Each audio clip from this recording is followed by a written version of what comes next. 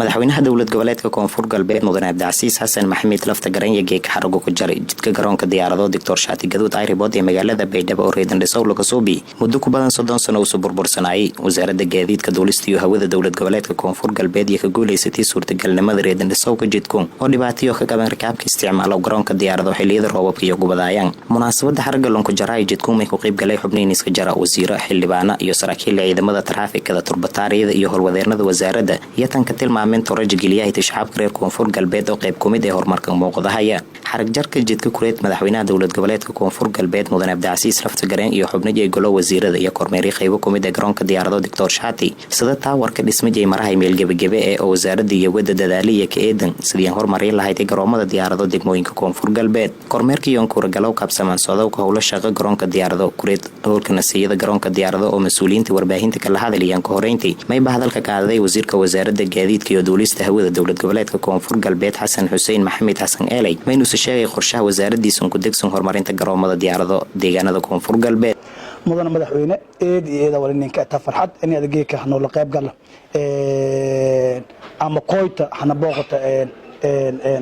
garoonka Shaati Gaduud oo shaqooyin yar muddooyin ku dareereen adaha booqata shaqooyinkaas oo shalahaayay taawarkii la kaaga faday diyaariya deegaanka koonfur galbeed insha Allah ku shaqeeyo dhamaantiyo iyonay jid ilaa iyonay 250 mitir oo jid oo dadka bulshadu deegaanadu badan ka haytay dhiga haytay inuu hagaajini eediyada adina kinka mahadnaqana dadaalka iyonay fariimo adanin dhibtay in shaqadu noqodo dhamaantiyo kinka mahadnaqana mudane madaxweyne insha Allah wali rajeeyna in meeliya hadii roogtila in ka ekaana wali tabartaana oo gabi ahaan bal ku sii dhaqaajiyo karo hool la wada koron intii adna hoolun adan admatay inuu sii dhaqaajin eediyada mahadsanta madaxweyne geeka kaliya aan wali adda mikrofoonkan qobsaday in aan xakii dhawaayo sharafana nin atamar lamaad in aad hana booqato inta adan ninka qoyta shaqooyinka iyo qaabkiisa in socdeen onon walina siyaasad inuu dadaalka uu sii laabna mar lamaad in mar saddexdeedida kinka mahadnagaan madaxweynaha dowlad goboleedka koonfur galbeed mudane cabdicasiis xasan maxamed lafta garan yang mahadnaqi shaqaalaha wasaaradda oo ka horeeyay wasiirka horumarinta iyo kuweedan garoomo diyaarado degmooyinka koonfur galbeed maynu ku hadalay dhinaca kale muhiimadda jidkun iyo ingleta shacabka isticmaalo garoonka diyaarado Dr. Shaati ee magaalada Baydhabo waxay ahayd nin kasta oo reer Baydhabo ah ama Baydhabo yimaado jidkaas jid taariikh leh waaye uu ogyahay wixii siday ahayd iimaanta say tahay runtii markii wasiirkana waa ogyahay markii ay soo degaysay diyaaradda Baydhabo waxaa la naadin jiray shaqaalaha airportka ay dhihi jireen diyaaradda Baydhabo soo socoto dadkii nadaafadda hala diyaariyay cleaner inay wax kale ma ahan jidkan dhiiqadaha la soo maraayay airportka markii la soo galay marka dhiiqadii iyo wixii la isku soo soconayay marka waxay ka duwanay dad kale oo imaanay marka airportka Muqdisho maanta ha ogaadeen dadka Baydhabo dadka ugu nadiifsan ee noqonayaan airportka Baydhabo airportka ugu fiican uu noqonayaa airportka Baydhabo waa wajigii koonfur galbeed wajigana qofka bini'aadanka hadduu san nadiif ahayn waxa weeye waa waxa ugu daran tan kale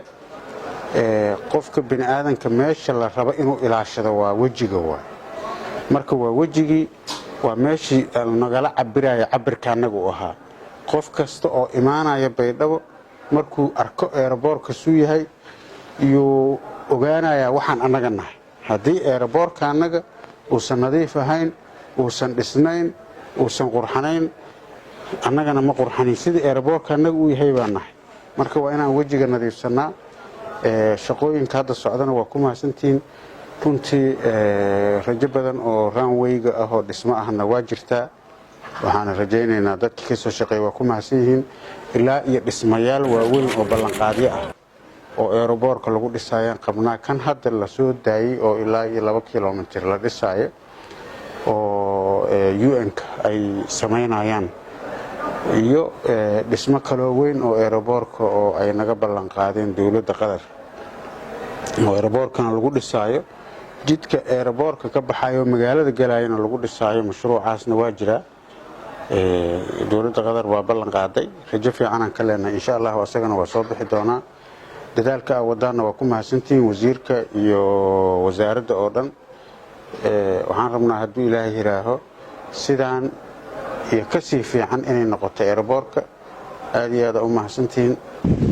jidkun geeka xarago gujaari madaxweynaha dowlad goboleedka koonfur galbeed mudane cabdicasiis xasan maxamed laftagareen iyo horeen ku muuqatay burbur bahasankaas on iyo ka dhibaatoodayeen dadka rakaabka ku dego garoonka diyaarado iyo weli maxaan ku safarayeen markii xilliyada roobaadka wasaaradda gaadiidka duulista iyo hawada dowlad goboleedka koonfur galbeed oo dadaal dheeraad ah geliyay ka guuleysatay antireedan dayactiro ka soo beday jidkun salanka adeega shacabka Soomaaliyeed ee ku duulo garoonka diyaarado iyo weli baan hadiyayeen Faisal Maxamed Isa warbaahinta dowladda koonfur galbeed Baydhabo.